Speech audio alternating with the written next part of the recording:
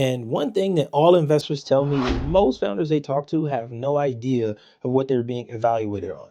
Whether they're on a call or they run into an event, some even in an elevator, they have no idea what investors actually want and what they care about. So today I want to break down from my well over 100 conversations with investors now and just show you all the details that these investors actually care about. What's up, founders? Thank you for tuning in. Welcome back to the channel. Make sure you subscribe, all of that. If you're a founder, let me know your company down in the comments below and make sure you hype the video. It's free, it costs you nothing. Today, I want to get into exactly what it takes to be a fundable startup. Nobody talks about this. They kind of focus on the pitch deck, and I won't say pitch decks are dead, but that's a whole nother video. Nobody talks about that gap between you being unfundable and the thing that will make you fundable. The first thing you got to understand is the investor is not betting on the idea, they're betting on you. Some of the biggest startups that we know have changed and altered and pivoted throughout the years. Like, I think my personal favorite is the fact that YouTube started off as a dating app and like now it's YouTube. Like, it's kind of insane. One of the biggest, most amazing, I think, best companies ever, like literally started off as something else, like a dating app, and now you post videos on it. Like, that's so far away from how it started. It's insane. But if you think about this as a founder, the investors are not putting money into you because your idea is what's great. The idea is important, yes, but the bigger thing is who you are as a founder. They're investing in you. That's why you have to be what a lot of investors call brilliant. I think brilliant doesn't get talked about in the right way. Like, there are aspects to being brilliant. Somebody who is brilliant is coachable. They're open to learning new things. They don't think they know everything. They also are strong-willed, focused, dialed in, locked in. I think brilliant people are also not willing to waste time. It's about getting the job done, being focused, and getting results. And that's what investors want from a founder. They're going to give, $100,000 or $5 million. They have to know that you as a founder are going to be unstoppable. That's part of why once you've had an exit or you've already raised capital, you get more respect from investors because they know you've kind of been through it before and you're back again doing the whole process over again. That's why you get so much respect if you've already accomplished the goal and you've already been successful. And investors have to invest in you as a founder because what if the market changes? Especially with AI now, oh my goodness, one day some other AI company could just create the product or the service that's going to make what you do obsolete and you have to pivot into something else. They want to know that you as a founder aren't just going to give up and quit and cry in a corner. You got to be locked in and ready to go out there and get the result. This content is brought to you by Google. If you're trying to be a creator that actually gets profitable and has a real audience and has trust and respect online, you got to use Google Workspace. Workspace is incredible because for a couple bucks a month, you can have that professional domain, get away from Gmail or Yahoo and all the other crap. You get to use Google Drive where you can save all those documents, organize your content, and you even get access to Gemini. That's also a part of Google Workspace. And then if you want to, and you're building your team, you can add more users to this account later on. I've been using Google Workspace since it was Google Admin and all of that stuff years ago. So if you want to be more professional as a creator, you got to give Google Workspace like now, immediately. Don't wait. Check out the link in the description box down below so you can save on your subscription. I am an affiliate. Okay, now number two is TAM.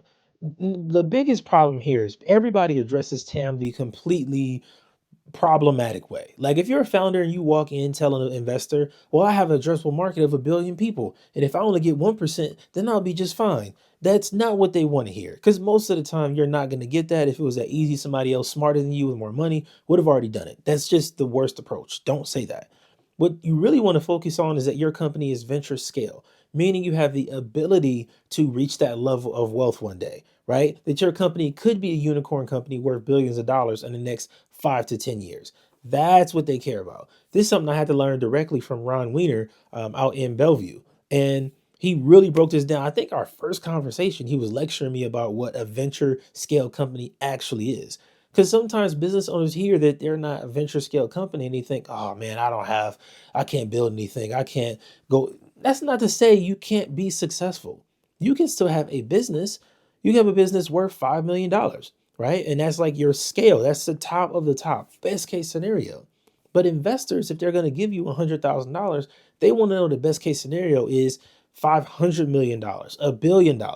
That's what they're looking for. So there's a difference. And you have to have a story about how you can get there.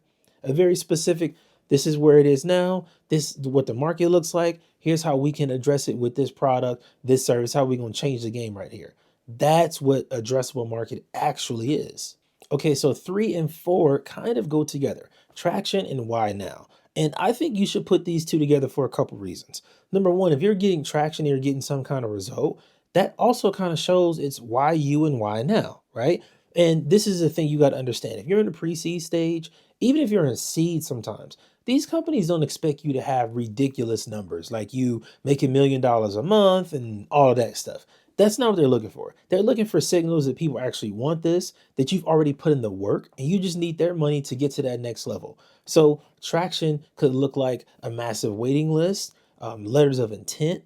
It could look like people actually paying for early subscriptions and you getting those reviews and feedback and iterating a bit more. It shows that you have a result.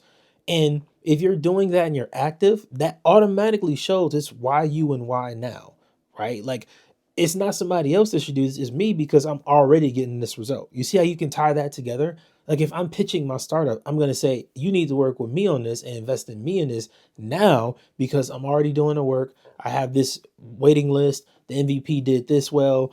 I'm making progress. That shows the investor that, man, this is a perfect person to invest in. You completely separate yourself from competition when you take a more aggressive approach in that way. And as a pro tip, you can take your pitch to the next level if you can throw in other details and facts as to why it would be the perfect time now.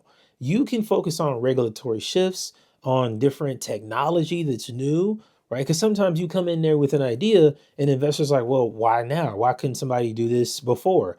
And then that's when you bring up, well, this technology exists now, and this is what I'm using to create said product, right? Like that's how you tie it together. Because if I'm an investor listening to you, I'm like, okay, well, you got a good point. 50 years ago, 10 years ago, somebody couldn't make this, but you can do it now because you had the right resources. You're in the perfect place at the perfect time with the perfect tools. Now, number 5 is one of the most controversial on this entire list, and it is founder market fit. Founder market fit is your personal experience in relation to this specific product or service. With your startup that you're building, how close have you been to this problem? What have you actually experienced? I find that the founders who have been in that problem, who've been in their customers' shoes before, they more easily can relate to them. They know how they talk about the problem. They know the solution they're probably looking for. It just makes everything easier. Now, that doesn't mean you have to be in the trenches before and all of that. That's not what I'm saying. But if you were, it just gives you a leg up. Because look at it this way, when it comes to distribution, you automatically know where to go to, right? If I were to build a podcast software tool and have a podcast something startup right now, I know where to go to get customers. I would just go to all the people who run the top podcast events because I've spoken at them.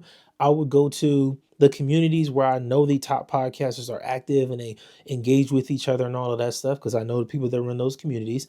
I could even go to the existing companies and talk to the owners and people in marketing and all of that stuff because I work with those people too. Those relationships and the experience you have, that makes you a fit founder for that specific market. Don't underplay this because I think it should be a part of your story. When you walk in there with your pitch, being able to tell investors you've done 5, 7, 10 years in this specific market, so you have all of these connections, it'll go a long way. So that's what it is. When you're talking to these investors, you got to know what they're looking for. It's not just about you being able to reach 1 billion people or the specific little thing you did that was this great marketing tactic. You got to have a really whole and complete story to show why they should invest in you, why it should be now, and why you should start this relationship off on the right foot. But if you have any other questions, put them down in the comments below. Make sure you subscribe to the channel, like the video, hit that hype button. It costs you nothing. It's completely free. And if you are a founder raising capital, make sure you check out Compass. It is linked down in the description box down below. Take the fundability assessment and we will send you investors directly to your inbox.